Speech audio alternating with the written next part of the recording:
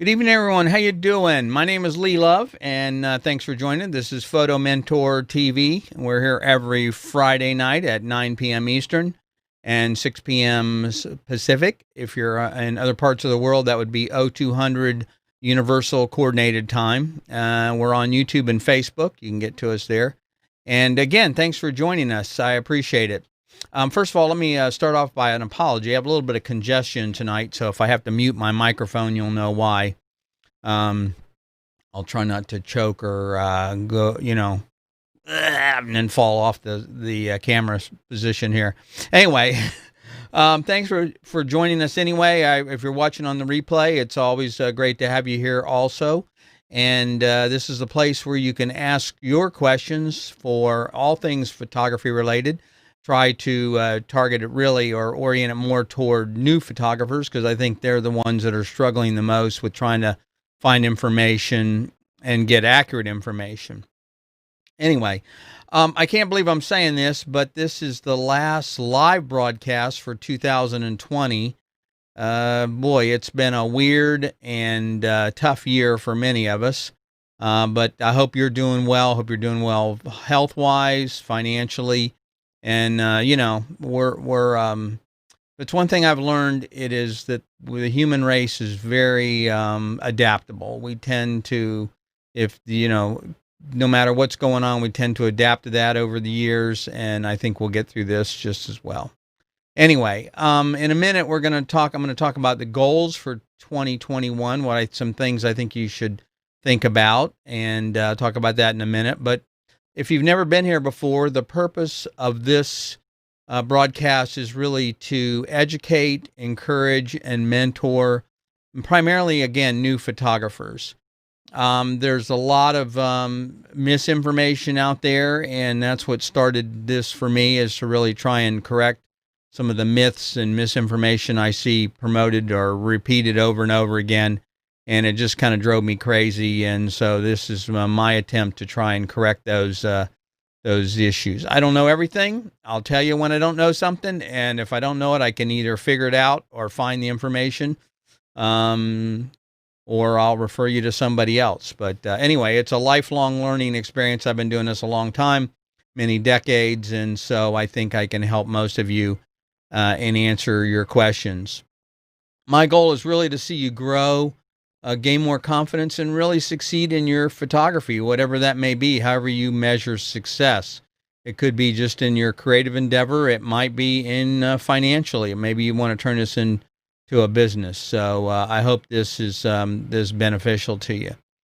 The way you can support this broadcast and my efforts is I would really appreciate if you would like the page, the photomentor.tv page, and share this. Really, if you have other photographers in other groups and things, it would be a tremendous help if you would share these videos with them to help them out, because I think it would answer a lot of questions that they have. A lot of these questions are things I see repeated over and over in many, many forums and groups, so I know that there's a need out there. Let's see. Again, if you're joining us for the first time, the way you get to this broadcast or this page is you can go to facebook.photomentor.tv. It's a URL, you don't have to go www, HTTP.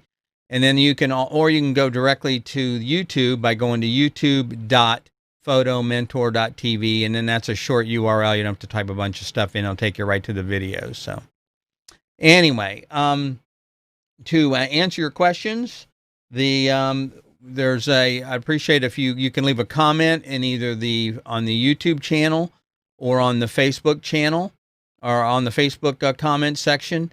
And if you put a Q in there, it'll show up on my screen here, and I'll be able to bring your question online and answer that for you. And so again, ask any question you want, and do my best to try and answer those questions for you.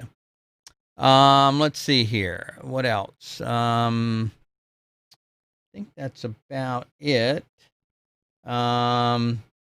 If you want to leave questions and you want to ask a question that is as you're watching this on the replay, if you want, you can send an email to help at photomentor.tv, and I'll get back to you as soon as possible.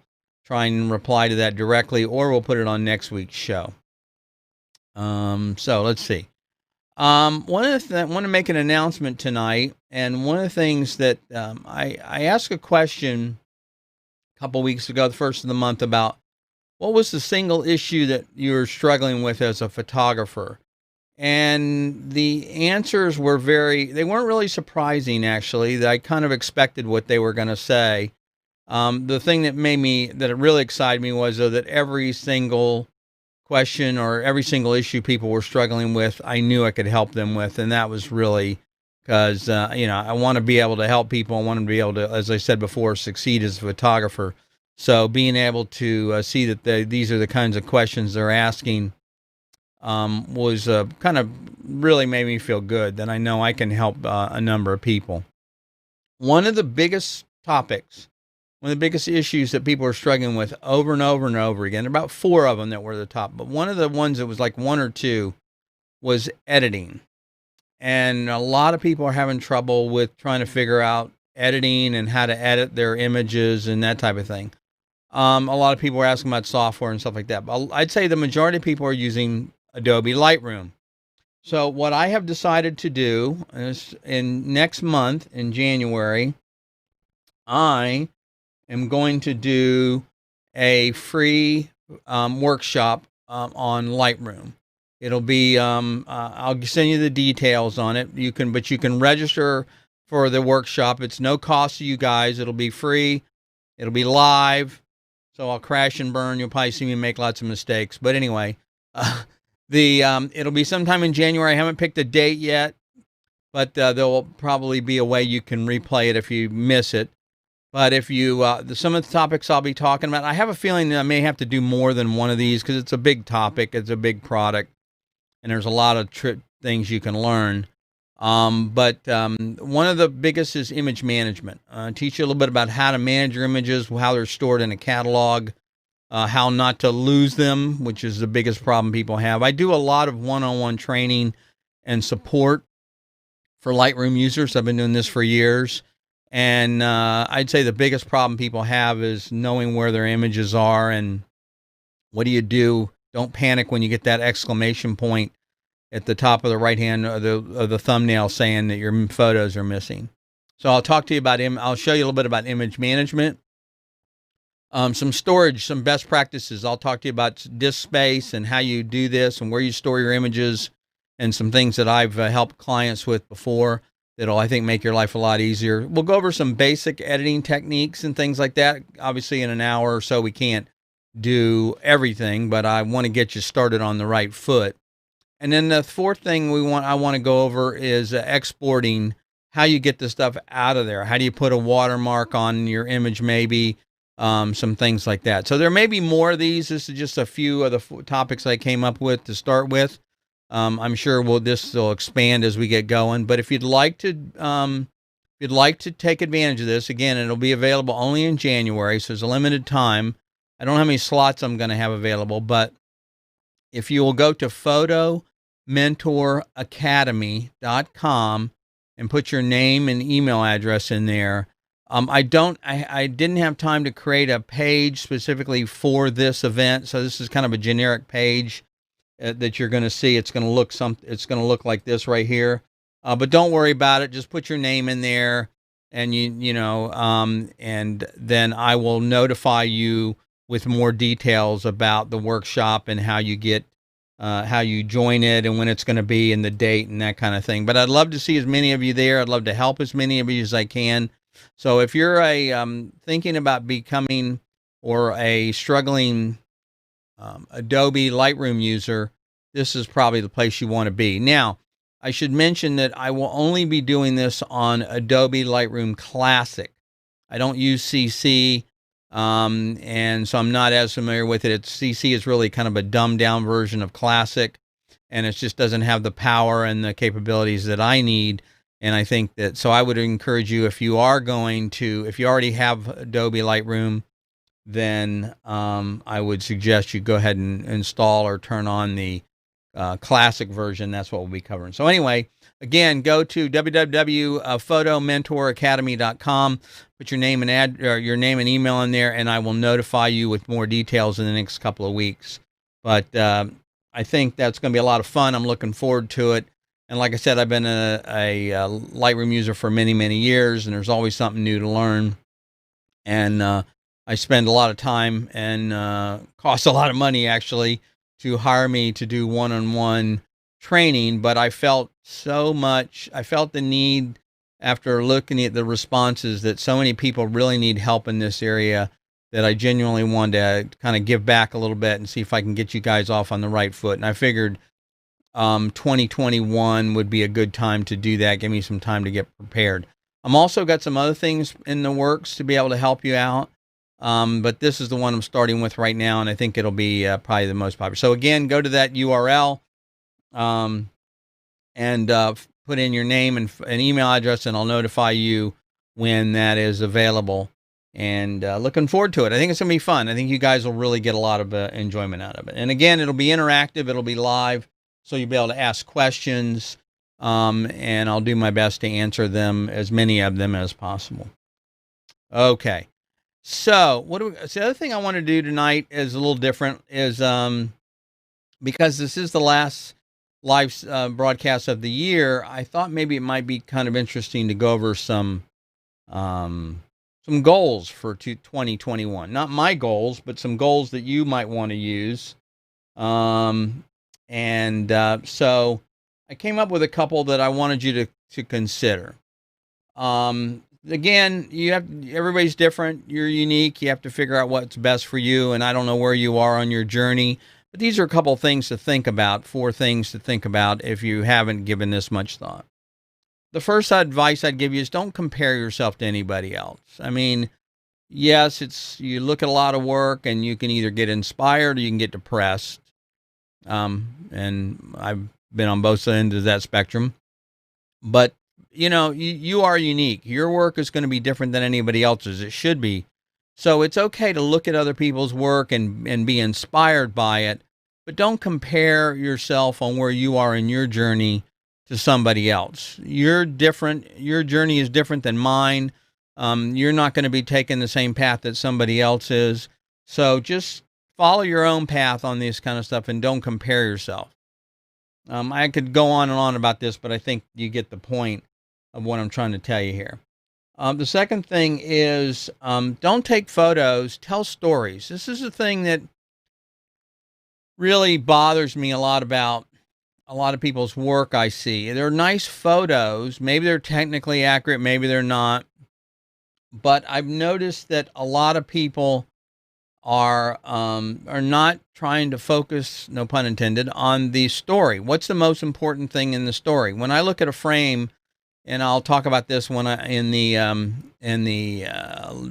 Lightroom editing session workshop we're going to do in January. First question I ask myself is, what's the most important thing in the frame? Who's the hero, I call it. Now, it doesn't have to be a person. A hero could be an object, a product, or something like that. But what's the most important thing, and where do I want people to look? Second thing is, what do I want people to say? How am I trying to communicate this?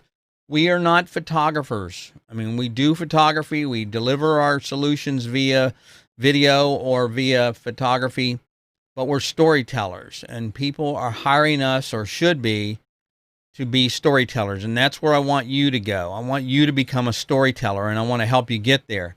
So work on that. And again, if you have any questions, you can message me or whatever, and I'll be glad to help you on that. But I want you to become a storyteller, not just taking pretty pictures. The second thing is spend more time behind the camera and not in front of the computer.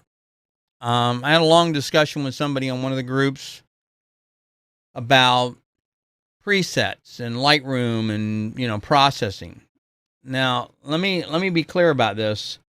I have been a Photoshop user for decades. I think I started with version 2.5. And so I've been long, and I do, if you look at my work, you'll see there's a lot of post-processing involved in my own personal work. Not so much in my client work, because it depends on what the story is I'm trying to tell there. But the point is, if the image doesn't convey the story, if the image doesn't work, no amount of processing is going to fix that. So putting a preset that has some kind of, you bought or that you made your own or something is fine, but that's not going to make a bad picture better. Okay. You really need to spend more time looking through that viewfinder and correcting the image before you take the picture. So for example, I see a lot of people that will, if I'll look at their image, and if I can tell if they would have moved 6 inches to the left or 6 inches to the right, the picture would have been completely different. Maybe there was something sticking out of their head. Maybe there's something in the image they didn't want that shouldn't have been there. Maybe there was something they need to include there to help tell the story. The point is, then they go back and they have to spend 2 or 3 hours in software in front of the computer fixing an image that they could have fixed in 30 seconds just by moving one way or the other, or looking, or getting down lower, or getting up higher, whatever this case may be. So one of the tips that I tell people is right before you push that shutter, look at all 4 corners of the frame, left, right, bottom, lower left. Look at that frame. Is there anything in there you want to get rid of or that you want to include? And you say, oh, wow, you might just, if you just move just a little bit, it could make that image much, much stronger. So spend more time in front of behind the camera, trying to get the image right. I don't want to say get it right in camera. That's ideally what you want to try and do. You want to get as much as possible. You want to crop it. You want to frame it. You want to get it as much as possible in camera so that you're not spending all this time doing this work on the computer. Because let's face it, I don't think many of us got into photography to be computer jockeys. We got into photography because we want to create. We want to tell a story. And sitting in front of a computer does not necessarily do that. Now, if you're an illustrator, that's a different story. The other thing I'll tell you is that you're not making any money either. What happens, I see people say, oh, I'll do a session for an hour for $100. And then they spend 3 hours, 4 hours, 5 hours, 6 hours working on processing these images. By the time you're done and you look at your cost of your time, your cost of the equipment, your cost of software, and your post-processing cost, you're really probably making the same amount as a burger flipper. No disrespect to burger flippers, but the point is that's not necessarily the dream job.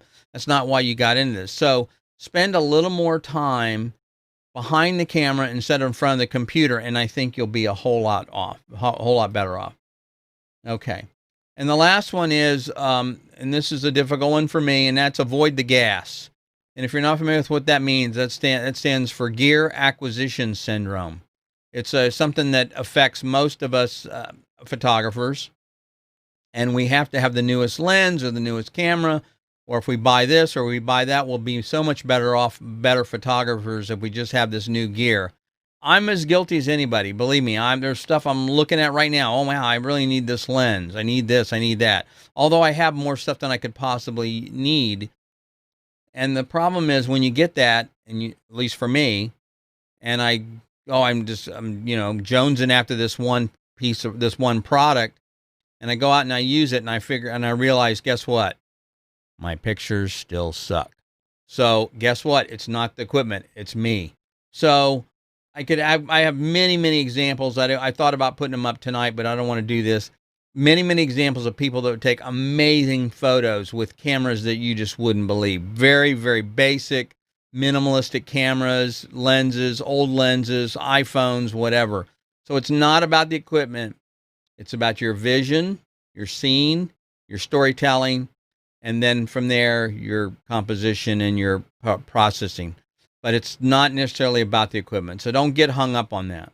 So anyway, those would be my suggestion for goals for 2021. You may have some yourself. You may have more of them, I'm sure. But those are some things I wanted to cover, and hopefully that'll help you. All right, let's get into some questions tonight. One of the things I thought we would do is I have some questions from those of you submitted or that are new questions, but also I thought, I've been doing this now. We've been doing the live stream since July, I think 26 or something, July. Forgot when the date is. And so I went back and I looked, and I have over probably 500, 600, 800 questions that I have from people. So why not go back and revisit some of those questions, and we'll kind of answer some of those, and then I'll get into some of the live ones. But anyway, I thought that'd be kind of fun to do. Okay. So these are some of my favorites, and very common ones that I see asked over and over, and that's why I selected them. So on July 31st, somebody on that show, we asked them, what is a lens hood or shade? What do they do, and will they make the outcome of your photos any better? Yes and no. Let me first of all describe what it is. A lens hood is something that goes around the hood, around the lens. Okay, it comes off. Usually this is for I think this is a 50 millimeter I have on here, 50 or 85. What is this? I can't read it. 50 millimeter. So it's not much of a lens hood. So it goes on, and what it does is it serves two purposes. One, it prevents the light from hitting the front of the glass, because if it hits the front of the glass, see that reflection there? You can see in the lens. That will reduce the contrast of your image, and also can cause flare, which can be creative. But mainly, the bad part about it is it will reduce the contrast, and your image will look washed out a little bit. It's kind of like the analogy is like when you're driving down the street, the sun hits your windshield, and you kind of can't see. It's sort of the same kind of a thing. The other thing, though, and the reason I like lens hoods is they protect the lens. So if you're carrying this thing around on your hip and you're on with the strap, and it hits something, you're going to hit the lens hood. You're not going to hit the lens. So that's going to protect the lens. The other thing is, most people don't know this, but these hoods nowadays don't screw on. They're what they call bayonet mount. You can also reverse that, and you put it on backwards, and therefore it takes less room. So you can put it in your bag, your camera bag, and it will take up less room than if you have it on there like this. So anyway, lens hood. That's the purpose. To make your photos any better, I don't know. You got to get the 42 megapixel lens hood. Just kidding. The high definition lens hood. No. So what they will do is they will help you. So if you have contrast, or again, if the light's hitting the front of the glass, then that would be what would make it better or worse. Again, if you guys have any of your own questions, be sure and put a Q in front of them, and post them in Facebook or YouTube comment section, and they'll show up here on my screen, and I'll be able to bring them on for you. Okay. Next question. This one was posted on August 7th. It says, I understand that you're supposed to be able to keep your ISO you want to keep your ISO as low as possible, but is there a rule of thumb, shutter speed, aperture? Absolutely. This is an important one, and I see this over and over again. Very frustrating, because people think you got to shoot at ISO 100, 200. Now, look, I came from the days of film, and, ISO, or what we used to call ASA in film days, just to kind of give you some history there. ASA or ISO was like 400 for Tri-X, black and white Tri-X. That was pretty much the top end of the speed for film. And the other interesting thing is everything had to be shot at 400, the whole roll of film. You didn't have a choice. You can't do one frame at one at another. You could push it to 1600, which is 2 stops, if you were lucky. And the talk about noise and grain is, man, the grain was like rocks. But if you're doing something and you needed that low light, that's the only thing you could really do. So the point is, a lot of us still suffer from this low ISO mentality that I got to shoot at 100, 200. But the modern cameras have gotten so much better that you can shoot at higher ISOs now and not suffer nearly as much. So here's the point, though. People will accept noisy pictures, if you want to call them that, but they won't accept blurry pictures. What that means is if you're shooting at too low of an ISO or too low of a shutter speed, you're going to get camera shake. And camera shake is going to have the images are going to be blurred. And therefore, there's nothing you can do about that. There's nothing you can do to fix it. You can just delete them. That's about it. But if you have a high ISO image with some noise in it, then there's some tools you can use to remove some of the noise and clean it up and make it better. So if it's a difference between not getting the picture and getting the picture, crank up the ISO. If you have to shoot at 6400 or 12,800, whatever, 10,000, whatever the number is to get the shot, do it. Because the only people that really care, I know people are going to disagree with this, the only people that really care about noise are other photographers. They're the only ones I ever see comment on this stuff. Clients don't care. Clients care about, guess what? Emotion, storytelling. They look at the picture. Oh, they'll make, that kind of a comment of they'll see something if you've captured them or you've really revealed something about them. They don't see the noise. They don't care about the noise. It's not about the noise. So forget about that. And I predict, in fact, the ISO performances on these modern cameras are getting so good that at some point I predict that that's just going to even go away. It's not even going to be an issue. I've seen pictures at 10,000, 12,800 that look fantastic. So, anyway, don't worry about that. The rule of thumb, sorry about that. The rule of thumb is for your shutter speed is you want to be at a shutter speed that's twice the focal length. So let's say if you're at a 50 millimeter lens, using a 50 millimeter lens, and you're handheld, of course, this is what tripod, everything changes, handheld, then you want to be shooting at double. So that would be like 1/125th of a second. And that's going to give you ability to handhold that image steady. Now, if you're shooting at a 200th of a, with a 200 millimeter lens, then you have to double that, or, so now you have to go like 1/400th, 1/640th of a second, somewhere around there, 500th of a second to be able to get a steady picture. When that happens, though, that means that you have to change your ISO. That's what I was referring to. So change the ISO if you have to. Don't worry about it. So anyway, I could go on and on about this, but we'll take up the whole show talking about exposure triangle, and I don't want to do that. But that's the issue, and that's a very common question I see over and over. Okay, the next one was submitted on August 21st, and that one was, I'm trying to get sharp images of my cat walking towards me, but they're still fuzzy. What am I doing wrong? Well, first of all, your cat moves too fast, or maybe the cat's fuzzy. I don't know. Listen, it's funny. We all take pictures. When we get a new lens, right? We want to see how sharp it is. What do? We aim it at our pets first thing, and you get this kind of look. Like, okay, I'm done already. Really? Do you have to keep taking my picture? At least I have a lot of those pictures. The problem is the tracking. So there are two modes that your focusing system will work. One is single. You push the shutter button and it'll lock on and that'll stick there and it won't move. The other one is continuous, meaning when you hold the shutter down or the back button, however you set up your camera setup, it will continuously focus. This is what I used in sports photography when I was doing sports photography for a living. So I want to be able to hold that button down and track, focus, fire. It's the same thing with the animal coming towards you, or a runner or a person walking. You want that to be, so on a Nikon, it's called AF-C for autofocus continuous. And on the Canon, I believe it's called AI servo. I think that's what it's called. Sorry, I'm not a Canon shooter. But what happens is, as long as you have the shutter button down or the back button, then it will focus continuously and track, and then it will work perfectly. So that's what the problem is there. So, but getting sharp pictures is always a challenge. That was probably one of the that was also in the survey I was telling you about before. One of the top items people were having trouble is getting consistent sharp images.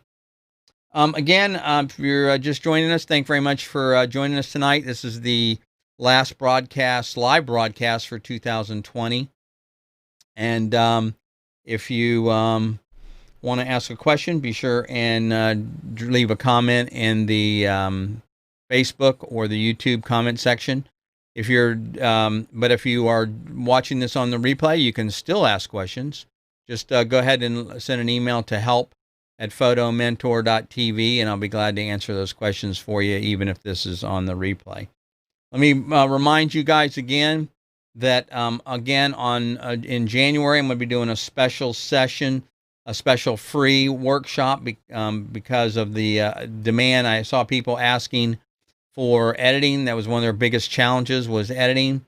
So we're in January. I haven't given you come up with a date yet, but I will be announcing this. I'm going to do a free workshop on Lightroom. If you're struggling with Lightroom, this will be great for you. I'm going to cover image management, storage, some best practices, some basic editing and exporting tips and tricks, and a whole lot more. But if you want to, this is free again. And if you want to register for this, be sure and go to photomentoracademy.com, put in your name and email address, and I'll notify you with more details. I apologize. Again, I didn't get a chance to make up a special page, just for this workshop. But that generic page there will work, and I'll notify you when the workshop is available. So, okay, let's get back to it now. Okay, so again, we're talking about our cat pictures here. We already answered that one. On September 4th, the question was, does anyone not edit their photos? Oh, that's kind of ironic. I didn't know this one was coming up. Or is that a requirement in photography now? I used to do film and develop in the tank in the darkroom. This editing stuff is foreign to me. Hey, well, to find out who this person is and invite them to the workshop. Photo processing, while when I talked about one of the goals was not to spend days in front of the computer, and I still hold to that, it is a part of the process. Again, this gentleman, or I'd say gentleman, I don't know who it was, a man or woman, but either one, in the days of doing film, we sent our film to the lab, they processed it, or we processed it ourselves, and then we had to print it. So it's the same basic idea, except that we're now the lab. We can't send our stuff off. You can. I mean, you can send your images off to be printed, of course, but most of the time, the processing is done by us. So therefore, we're the lab now. And so I would say there are kind of two things that happen in what I call the digital darkroom. One is you are maybe making the image come to life. So let's say if I'm shooting a lifestyle ad campaign, I may want to warm that up a little bit. Maybe having the right color temperature, white balance. When I shot it was great, but now I want to match, or I want to warm the tones up a little bit, or maybe I want to crop it a little bit. Maybe I want to do something to, again, draw some attention to, as I mentioned earlier on, the hero, or the point of the story, in the most important part of the story in the frame, and where I want people to look. So that's really where the digital darkroom comes in. The second one is if you're doing compositing, or you're doing a lot of different work. If you're editing an event or a wedding photographer or something, you have hundreds of images to go through. Nothing comes out of the camera looking perfect, and especially if you're shooting raw. A raw image is not an image, actually. It's a data format. It's like saying, hey, I'm going to send you a Word document. If you don't have Word, it doesn't do you any good. So a raw image is an unprocessed data file. So therefore, you have to do something with it, and it's required. Which is what you want to do. You don't want the camera making those choices. You want to make those choices. Anyway, that's the point about that. And so, yes, you really do need to do some processing. It doesn't have to be a lot. You can create some automatic processes to do this. But for the most part, you need to do some manipulation of those images once they come out of the camera, because you don't want the camera making those choices for you. Okay. Got a question here, or a comment, I think. Let's see here. This is from, oops. I think it was. Where would it go? There we go. Yeah, from Jeff Fitzgerald. It says, I've learned more in this episode than years worth of YouTube. Great info. Thanks very much, Jeff. I appreciate it. That's the goal here, buddy, is to try and educate people and answer their questions directly with honest and straightforward answers, the best of my ability.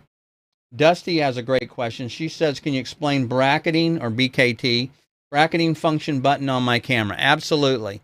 So, Dusty, the bracketing function allows you to shoot. It's actually kind of an interesting technique.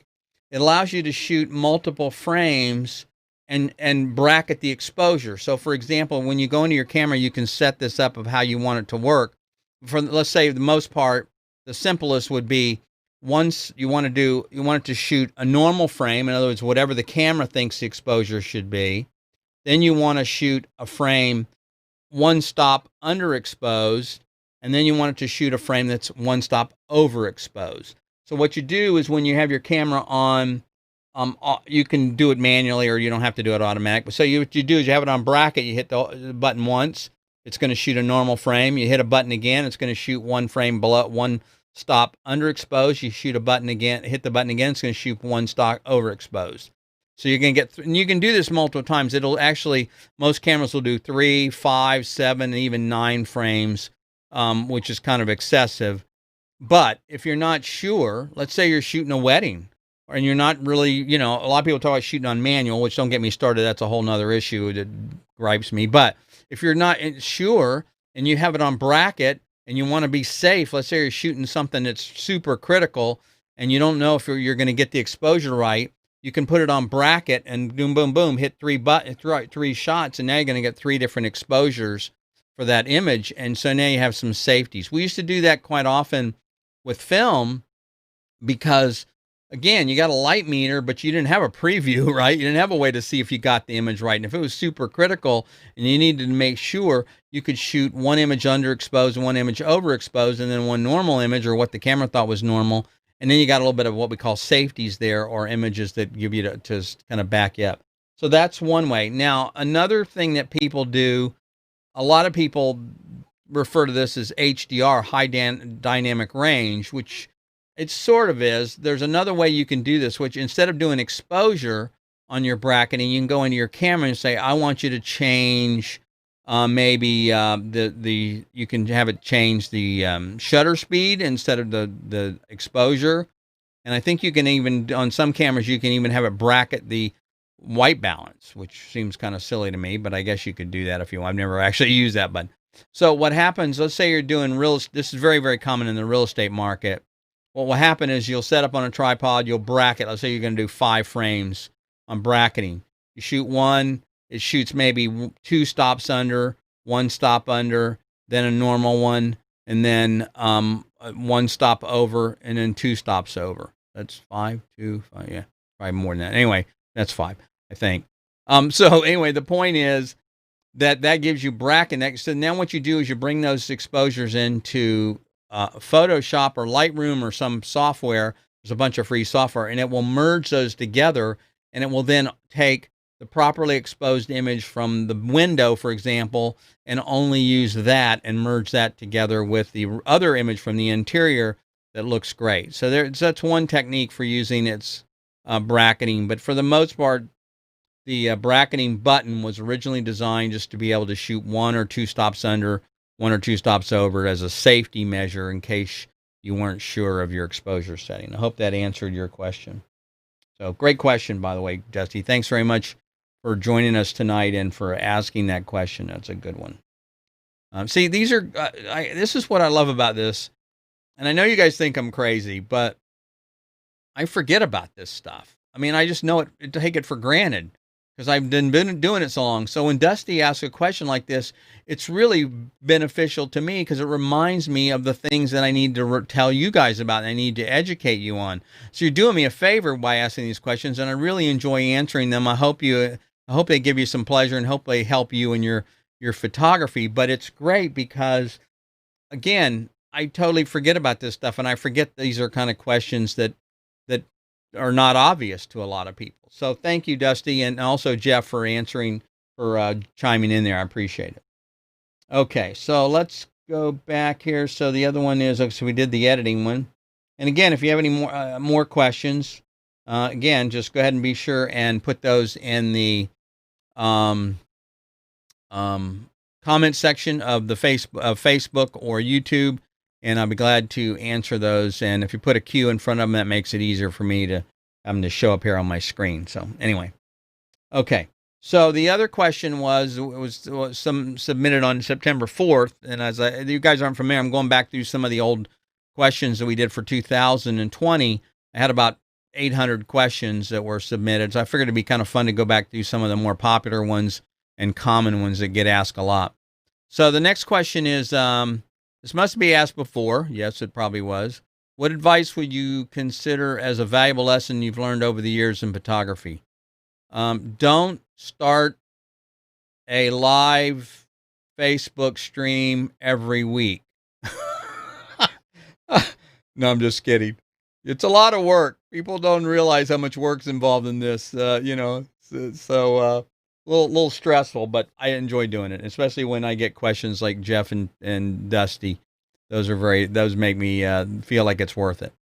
To answer your question, it would be there's a lot of them I could give you. One of them is, and this has kind of stuck with me my entire career, not just in photography, but at one point I had the pleasure of I was working for a portrait studio. We did portraits and weddings. This is way back when, many years ago, decades ago. And I had the ability to go to a 2 weeks in, believe it or not, Winona, Indiana. Now, Winona, Indiana had a school that was run by Kodak. And I spent 2 weeks with a bunch of Kodak professors, photographers, whatever you want to call them. And these guys were just fantastic. I learned so much. And one of the lessons I learned was to approach a subject from multiple angles. When you first think about something, you see an object, oh, that looks really interesting. You approach it and you start taking a picture of it, let's say. Well, I've discovered in my own photography, there's something about that drew me to that picture. But the problem is when I first see it, that may not be the picture that I think is there. So what you want to do is you want to shoot it from multiple angles. If you can, move over here, get up, get down, look down on it, whatever the subject may be, and try and approach the subject from multiple viewpoints. In fact, the other thing that they'll tell you, there's a 360 kind of rule. If you can, you try and go around the object in 360 degrees and shoot at from different angles. The other one is to look behind you, because sometimes you're looking over here and you're shooting, and you may not realize it, but there's something maybe more interesting behind you. Let's say you're shooting a sunset, really pretty, but if you turn around, the light from the sunset may be illuminating something behind you that you're not even seeing. So that's probably one of the most the reason I've kept it in my entire career is I've used that philosophy in solving problems of any kind. It could be, a business problem. Okay, here's a solution, or here's a problem. How do we solve it? Let's look at it from every angle possible. Now, I've kind of taken and expand on it. What I look at is, okay, pretend I have all the money in the world, all the time in the world, all the resources in the world. Now, what's the best solution for solving that problem? Okay, maybe come up with a list of items. Now, all right, now let's go back and apply the restrictions that we have. Okay, I don't have this, I don't have that, we don't have the money, we don't have the time. But now you whittle it down, but it doesn't, that way you're not prevented from coming up with the most creative idea. So let's apply this to photography for a second. I always tell people photography is a compromise. You never have enough money, you never have enough time, you never have enough gear, it's just the way of light. It's always the way it is. But your job as a photographer, especially if you're doing this as a career, doing this professionally, is to solve that problem. So how do you solve that problem without having all the time, money, gear, light to do that? Okay, that's our job. So we are problem solvers. And that was one of the things I learned, probably the most valuable thing I learned coming out of this Kodak school was how to approach problems differently. And like I said, that stuck with me my whole career. And it's basic troubleshooting, but I love that part about the job. I have to tell you, when you have to think on your feet in front of a client, and it's a big, commercial job I'm doing or something, some kind of ad or something, and something breaks or something happens, being able to solve that problem on the fly is my favorite part of the job, without letting the client even know there's a problem. So I have many war stories I could tell you about that. We're not going to go into that tonight. So, all right, let's keep going here. All right, so on September 11th, I had a question that said, when I post my photos to Instagram or Facebook, they seem to change a bunch and they aren't crisp and clear. Any ideas? Yes, lots of ideas. First of all, try and use a PNG format, not a JPEG format. And the reason is a JPEG format is a compressed and I'm going to use some terms here I know it's not going to make sense to you, is in a compressed 8-bit format. A PNG is a little bit larger file. It's not as compressed, and it will retain more of the color and the quality. But here's the key. The key is don't upload images that are either low resolution or high resolution. Like, well, what does that mean, Lee?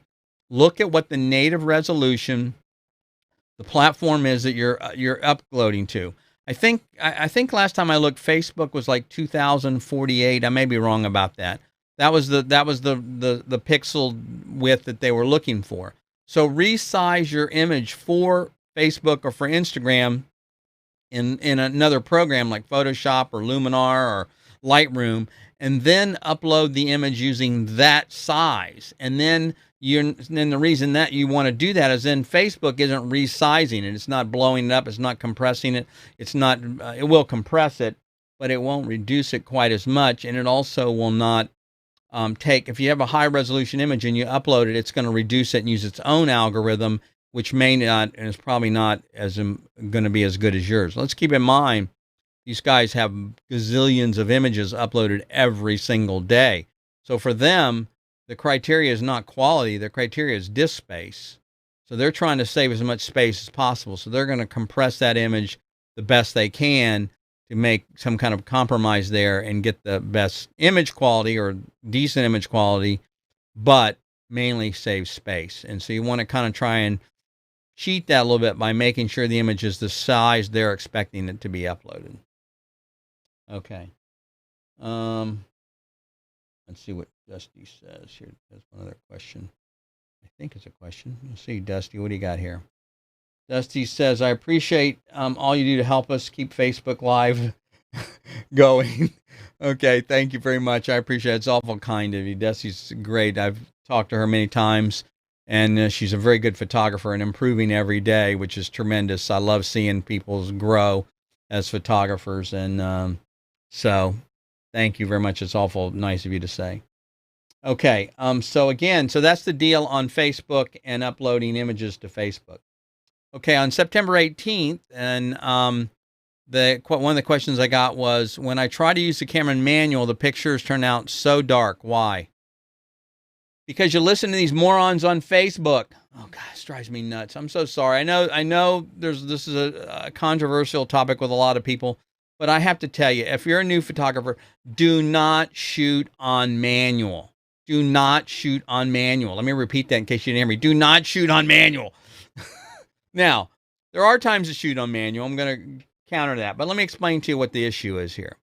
When you shoot on manual, you now have to determine the shutter speed, you have to determine the aperture, and you have to determine the ISO. All three of those. Well, if you don't understand how those interrelate and you shoot on manual, then you're guessing. Okay, what's the right f-stop? What's the right shutter speed? What's the right ISO? You don't know. And you got gazillion, I don't know how many, what the math would be for combinations of those three things, but it's got to be high. So if you try and shoot, if you put the camera on aperture priority and pick what the aperture, the opening is, then that will tell the camera, okay, I'm going to lock in this aperture. Let's say it's going to be f8. It says I'm going to shoot at f8. Okay, got it. Now, that's telling the camera you pick the best shutter speed, and if you're using auto ISO, which I recommend in some cases you do, then it will also automatically pick the proper ISO for that image. So there's a light meter in the camera, and the light meter in the camera is measuring all this stuff. These things are very sophisticated. It's looking at the entire scene, and it's trying to determine what's the proper exposure. Well, by going on manual, you're basically defeating the light meter. You might as well be using a 1963 film camera, a manual film camera, because you've turned everything off. So you spend all this money on this nice camera, and then you turn off all the features, and it doesn't make sense. The other thing is, here's the other thing people don't realize. A properly exposed image will look exactly the same on manual as it does on aperture priority, shutter priority, or even auto. It doesn't matter. The settings don't make the image better. It's how the settings are set up and how they interact. So in other words, if I go to auto and I take a picture, and I do this quite often actually, mainly aperture priority, but I auto and I look at the picture and it says, okay, she said that the light meter said This is at f8 at 2/50th of a second at ISO 100. Great. I go to manual. I put in f8, shutter speed at 250, ISO 100. I'm going to get the exact same picture. Exactly. So what's the difference? You're not, what happens, the mistake people make, and I'm sorry, I said this was a rant.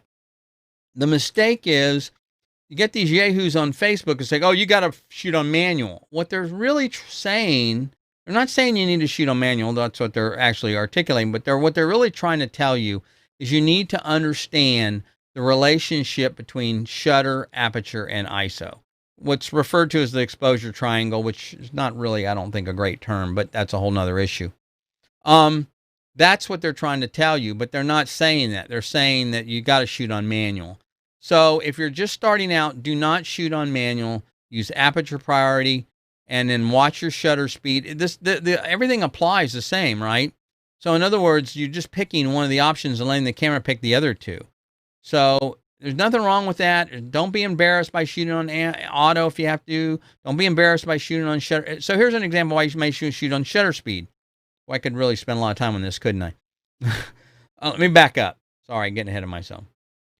I shoot 90% of the time on aperture priority. And I've been shooting for over 30 years. And every professional I know shoots on aperture priority. And I know people will disagree. Oh, I don't shoot on, I'm a pro and I shoot on manual. Okay.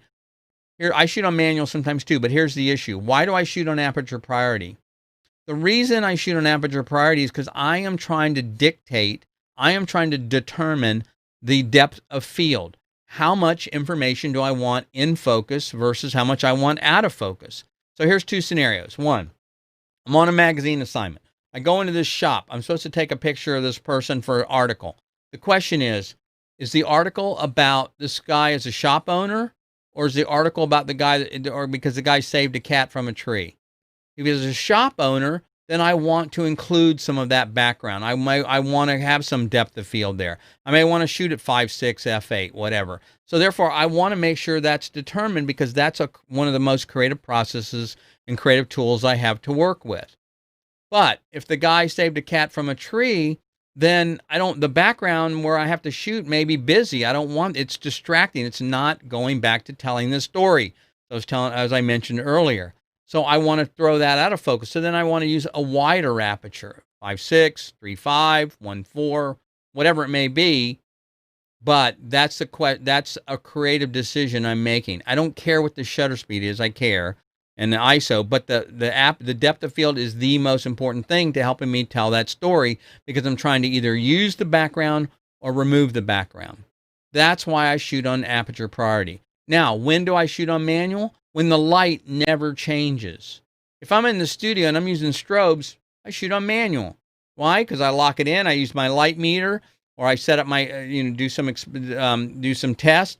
Boom! The lighting's never going to change. It's exactly the same.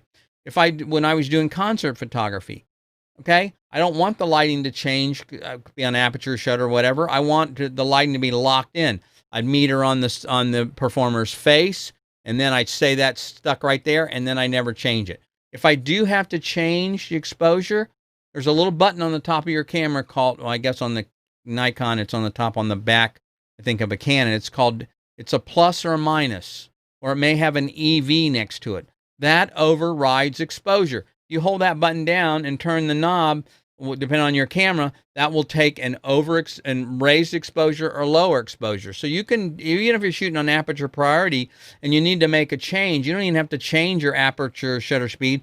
Just hit that EV button and make a quick change, and that will automatically go up or down without you changing the rest of the settings on your camera. Anyway, not intended to get into a exposure triangle camera processing system here, but it's important that you understand that manual can get you in trouble if you don't know what you're doing. So do not shoot on manual if you're just starting out. It's not going to improve your photos. Start on aperture priority. And then the other question is make sure your shutter speed is not too low, which is a whole nother issue. So anyway, well, that was a rant one. I apologize, but it just drives me nuts because I see so many people doing this. And then they get the question like this, why are my pictures dark? Why are they overexposed? Because you're just guessing at what the exposure is by shooting on manual instead of letting this expensive camera that you bought do some of the work for you. All right. Okay, and we're going to go over a little bit tonight, if you guys don't mind. I want to get to these, and I think it's important, and because this is the last show of the year, we'll go a little further. Okay, so the next question was on October 16th. It says, any suggestions for those building your portfolio? What do you charge? How long is a session? So portfolio building is kind of an interesting thing. You can do some free sessions. People say, I want to do a mini session. Here's the problem with building a portfolio. The first thing is you got to make sure your portfolio represents the kind of work you want to get hired to shoot. I assume they're looking to do this for money, right? I mean, the way the question is based. So therefore, you can get free people to shoot for free, or you can do mini sessions or whatever, $1, I don't care, whatever the price is. The point is that the kind of work you want people to hire you to do? So for example, if you do not want to get hired to do weddings, nothing against weddings, but if you do, and then you do a friend's wedding for free, and then you post those images, guess what's going to happen? They're going to call you to do weddings. So if you're building your portfolio, be specific. Look at the type of work you want to get hired to do, and then shoot that kind of stuff. I'm a big proponent of personal projects. So here's the scenario. Instead of going out and doing a shoot for $99, $20, whatever the price may be, to build your portfolio, and then you have a client and you have to work and you have to process the images and you have to deliver them, et cetera, et cetera. That may be fine if you're looking to do a testimonial, but what about this? What about this scenario? Why not find a friend or hire a model for that $20 or whatever it's going to cost, or trade them images, and come up with your own project. Shoot your own project. Come up with something out of your own head. Find a location. Say, this is a really cool location. I'd love to do something here. Come up with a concept. Come up with 2 or 3 ideas. Get this person, a friend, a model, or whatever, to come over there, and you shoot that location and you be the creative director. You come up with the idea. You shoot what you want to shoot.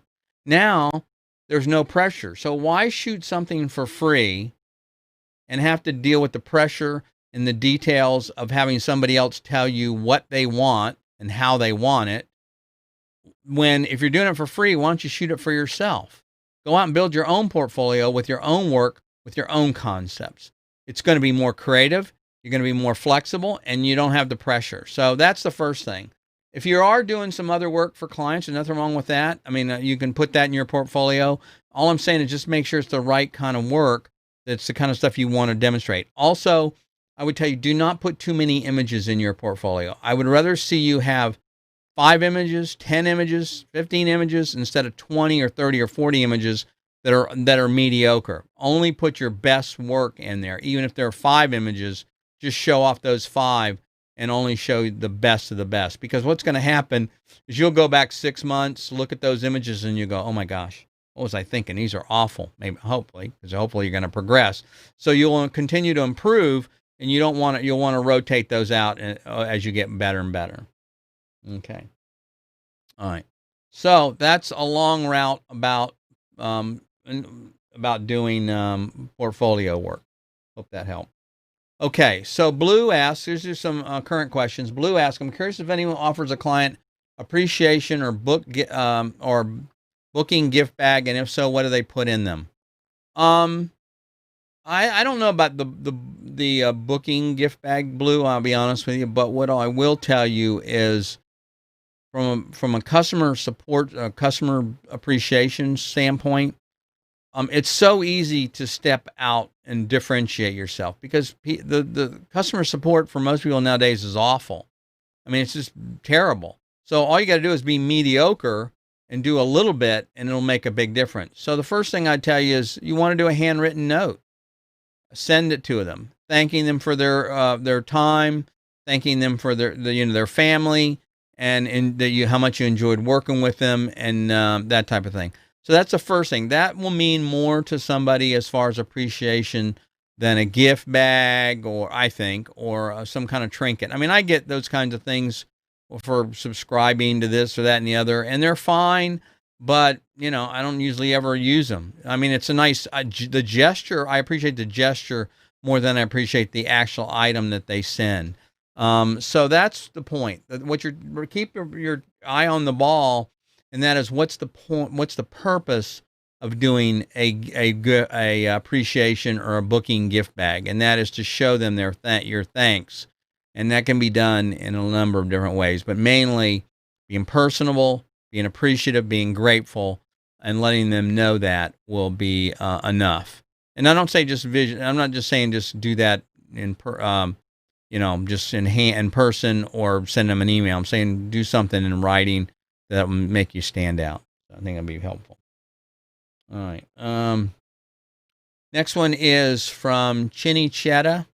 Chetty. Boy, I'm sorry. I apologize if I'm not getting your name right. I know I'm not. A question for those in family portraits. What sort of props do you invest in for outdoor portraits? I like props. I've used them a number of times for actually commercial magazine work, believe it or not. The depends though. You got to figure out what the purpose of the prop is. I use props for 2 reasons, maybe 3. The first reason I use a prop is if it's most of the time we're photographing, even as a professional, I'm photographing people that are not necessarily comfortable in front of the camera. So I'm trying to get them to relax. I want them to let their guard down. So I will give them something to do with their hands or to as a warm-up thing. I wish I had a picture here I could show you. I know I have one somewhere of a shoot that I did. And you want to get them where they're not thinking about the camera. That's the first reason for using a prop, especially if you're doing children, that kind of thing. The second thing we're using a prop is you want to use it as a storytelling tool. You want to help reinforce the story or the couple. Excuse me. Or something like that. So that would be the second reason for a prop, is that you want to use it to help reinforce the story. And the third reason could just be, just for whatever. I mean, you just want to have something fun to do, throw something in there. Like sometimes if it's a business portrait, I'll have people hold their glasses or hold a pen because they want to do something with their hand. And so they're uncomfortable and they don't know what to do with their hand. They'll ask you, should I put them in my pocket? Should I fold them? So if you give them something to do with their hands, that will typically help. And so you can use props for that purpose as well. Okay. So, Malika, I'm trying to learn Photoshop. Good luck with that.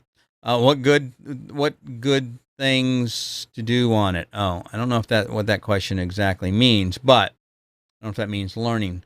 Photoshop, here's the problem with Photoshop. It's a great program, but it's really a lot. You got to remember, Photoshop was developed as a photo compositing and image manipulation tool. It was never designed as a photo management tool. That's what Lightroom does. Lightroom will manage. I have over 250,000 images in my Lightroom catalog. You don't do that in Photoshop. Photoshop is a compositing tool.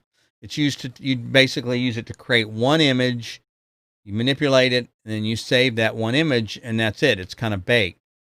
I could go into the difference, but that's not the point. The point that with Photoshop is there's probably 9 ways to do the exact same thing. I could do one way. Dusty could maybe learn a different way. Jeff might have learned a different way. But the results are exactly the same. So you go on YouTube or you go on some training site and you say, how do I do XYZ? And everybody has a different way of doing it. So that's one of the things that makes it difficult to learn. Now, what's the right way? The right way is the most efficient way. The right way is the way you can do it. Whichever method you select is the fastest and the most efficient, because you don't want to be spending days working in Lightroom. You want to get this quick. So for me, I've been using it so long, I don't even know when I teach people Lightroom or Photoshop, the hardest thing for me is remembering what menus to use, because I use keystrokes. If I want to duplicate a layer in Photoshop, I just know on the Mac that's Command J. That's going to create another layer. So I don't even know. I know it's in there somewhere. File, probably duplicate, copy something. Maybe you can right click on it. But so that's the problem. But that's the reason I do this, because it's very efficient. It's very fast for me, and therefore I can move through images very quickly. So there's a site called Phlearn, FLEARN.com, and that's some of the best compositing photo manipulation sites. But there's a bunch of them out there. I mean, the product's been around for a long time. Okay, the next question is from Emma. How do you guys go about starting your own photography business and getting clients? I've been trying to get clients. Emma, run quickly, run in the other direction. Do not do this, whatever you do. No, I'm just teasing. It's tough business. First of all, let me tell you, Emma, that one of the misconceptions about photography business is that it's not about photography. It is 80% business and 20% photography, unfortunately. Now, that's not what you want to hear, because that's not why we get into the photography business. All of us, I think, pretty much go into the photography business because we love to create. We love doing photography, and we think if we do this as a living, we're going to be able to do it all the time. This is great. I can be a photographer and I can just do this 24/7 roughly. That's not what happens. What happens, though, is you spend 80% of your time just what you're saying, looking for clients, marketing. Then they're interested, and you have to talk with them. You have to give them a proposal, pricing, whatever, locations, model releases, on and on and on, taxes. It's just, there's a lot to it. There's nothing wrong with it. It's part of the job, but the thing is, it is a job. And so that's the first thing you got to remember, is that there's a lot of work involved, and like anything else. As far as getting clients, I know this is going to sound like a cliche and obvious, but you got to go where your clients are. In other words, so for me, as an advertising commercial photographer, my clients they're not really on Facebook. I mean, there's probably some on Instagram. They'll probably look me up on Instagram once they look at my website, but my clients are advertising agencies. So I have to go where advertising agencies hang out, and that's either directly to them or to photo reviews in New York or things like that. So you have to figure out, first of all, what kind of photography you want to shoot and get hired to do. The second thing is you want to go where your clients are and you put your work in front of them. And then the third thing is you want to be known for something. So one of the mistakes I see people make is they'll put on their website portraits, family, wedding, product, sports, destination. I mean, they'll have all these different categories on there. So people come to your website. And by the way, I recommend you have a website. Facebook is fine, but you want a dedicated website with your URL, your domain name on there, and your email on there. That's the other thing. But so they'll come to your website and you want to look in there and say, oh, okay, I see. We'll just pick on Dusty here for a second. Dusty is a portrait photographer. Wow, I love her work. That's great. I'm going to call her because I need a business portrait. Or, maybe I'm looking for a wedding photographer. I don't want to go on a site that has a whole bunch of stuff and then one little section for weddings. And here's my analogy, and this is a little extreme, okay, I'll admit. You wouldn't go to a gas station and buy sushi, would you? Hopefully not. And you wouldn't go to an Italian restaurant and order Japanese or Chinese food. You go to a specialty place. When you look it up, or you want to go to a place, you think, oh, these guys have the best sushi. So you go to a sushi bar, right? Because that's what they're known for. You want to do the same thing. And I'm not saying you have to only do one thing, but what I am saying is you want to be known for something. You want to be known for doing this kind of work. Oh, Emma is just amazing. Her portrait work is fantastic. You really want to go to her if you need a portrait done. That's the kind of thing you want to get known for. Again, now, I'll tell you, I do a lot of different kinds of photography, but it's not on my website. Okay, I do product photography. I've done many, many product photography jobs for big clients. Architecture work, I've done some of that kind of stuff. I've done people that want to submit work to magazines. I've done interior work for I did a photo shoot for a bathroom, believe it or not. The remodeling, not my fee, but the work done on the remodeling was $100,000 just to remodel this bathroom. And they wanted to submit the work to a magazine. I shot that, okay? But you'll never find that on my website. Doesn't mean I can't shoot it. Doesn't mean I don't know how to shoot it. I obviously know how to shoot it, but the problem is that's not the kind of stuff I necessarily want to get hired to do. So that's the point. You want to be known for something, and you want to specialize at least somewhat, so that people know you for that kind of work. So I hope that helps, Emma. I don't know, it's or not. Okay, that is our last question for tonight, and I guess that would be for the year. I really want to thank you guys. It's great. Been doing this. I've been doing this now for, I don't know, 16, 8, I don't know how many weeks, months. Again, I looked it up. I think I started in July, mid-July. And it's been a lot of fun. It's been great. I'm used to being behind the camera, quite frankly. I'm not used to being in front of the camera. So it's a little odd, even though I have experience in video and stuff like that. Being in front of the camera is a whole nother deal. And that's one thing I'd like to do that would be my goal for 2021, is to get rid of the word I use that way too much. Anyway, so I appreciate your time. Again, let me remind you one more time, if I'm going to be doing a free workshop, a Lightroom workshop in January. I have not gotten that date set yet. But if you want to be able to be a part of that, go to photomentoracademy.com. I apologize again. I don't have a dedicated sign-up page for this site yet. But just fill out your name and email, and I'll notify you with the details. And I'm going to be covering a number of different topics, but just a few of them are going to be image management, how you deal with your images, where they stored, that type of thing. Best practices on storage, on backups and stuff like that. Some basic editing techniques and exporting tips and tricks. Probably how to do watermarks, which is a very common question. So go to photomentoracademy.com, and I'll notify you when that is available. I think that's going to be a lot of fun. I'm looking forward to it. And I know it's a big demand. Like I said before, a lot of people have had trouble with this, which is why I decided to offer this, because I think it would be very helpful to a lot of you. And that's my goal. So again, I guess one more thing. Let me just finish one more thing, and then before I say good night, and that is remind you of the things for some possible goals for 2021. Don't compare yourself to anybody else. That's the first thing. You are your own person. Just don't worry about what other people are doing. And, don't take photos, tell stories. That's another thing I want you to try and be a goal for 2021. Spend more time in front of the camera or behind the camera instead of in front of the computer. Look at your images, shoot more, shoot more intently. Don't try and shoot something that's just, you can quote unquote fix and post. That's not the way to do it. And avoid GAS, which is gear acquisition syndrome. It's a common problem we all have, but it's easy to get into, where you're collecting a bunch of gear. You think equipment's going to solve the problem, and it will not. So again, thanks very much, and look forward to seeing you in January with a lot of new cool things I'm going to be working on. And listen, everybody have a wonderful Christmas and a great New Year.